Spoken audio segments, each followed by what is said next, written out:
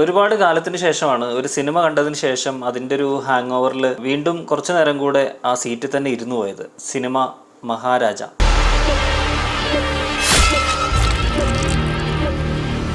മമ്മൂക്ക ഒരു സിനിമയിൽ പറഞ്ഞ പോലെ എല്ലാവരും ചാൻസ് ദണ്ണിച്ചും കഷ്ടപ്പെട്ടും ഒക്കെ തന്നെയാണ് ഒരു നടനാവുന്നത്. അതല്ലാതെ വേറെ ആരും അയാളുടെ വീട്ടിലേക്ക് ചെന്ന് അയാളെ നടനാക്കുന്നില്ല എന്നുള്ളത്. ആ വിശേഷണം ഏറ്റവും ചേരുന്ന ഒരാൾ കൂടിയാണ് വിജയ് സേതുപതി. കാരണം ഒരുപാട് കാലം സിനിമയിൽ അലഞ്ഞു തിരിഞ്ഞ് ജൂനിയർ ആർട്ടിസ്റ്റിൻ്റെ വേഷങ്ങളൊക്കെ ചെയ്തിട്ടുള്ള വിജയ് സേതുപതി കഠിനമായ പ്രയത്നം കൊണ്ട് തമിഴ് പ്രേക്ഷകരുടെ മക്കൾ സെൽവൻ എന്ന താര പദവിയിലേക്ക് ഉയർന്ന ഒരു അസാധ്യ നടൻ കൂടിയാണ് വിജയ് സേതുപതി. അദ്ദേഹത്തിൻ്റെ 50ാമത് ചിത്രമാണ് മഹാരാജ. പെർഫോമൻസ് എന്ന് പറഞ്ഞാൽ ഒരു രക്ഷയില്ല.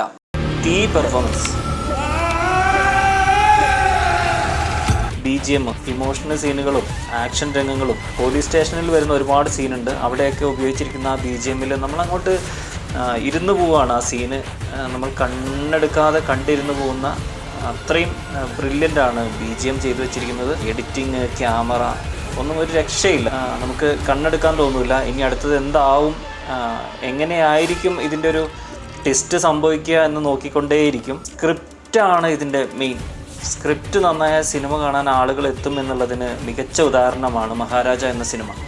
കുരങ്ങു മൊമ്മൈ എന്ന സിനിമയ്ക്ക് ശേഷം നിതിൽ സ്വാമിനാഥൻ സംവിധാനം ചെയ്യുന്ന പടമാണിത്. 6 വർഷത്തോളം എഫേർട്ട് എടുത്ത് സ്ക്രിപ്റ്റും അതിൻ്റെ അനുബന്ധ പ്രവർത്തനങ്ങളും എല്ലാം മികച്ചതാക്കി നല്ല സിനിമ ചെയ്യാൻ മെനക്കെട്ട് വന്ന് സിനിമ ചെയ്തതാണ് എന്ന് ഈ സിനിമ കാണുമ്പോൾ നമുക്ക് തീർച്ചയായും ബോധ്യപ്പെടും. അത്രയ്ക്കും മികച്ച ഒരു ദൃശ്യാനുഭവം തന്നെയാണ് മഹാരാജ.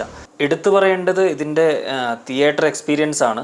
തീർച്ചയായും തിയേറ്ററിൽ തന്നെ കാണേണ്ട ഒരു മസ്റ്റ് വാച്ച് സിനിമയാണ് മഹാരാജ. ലക്ഷ്മി സർ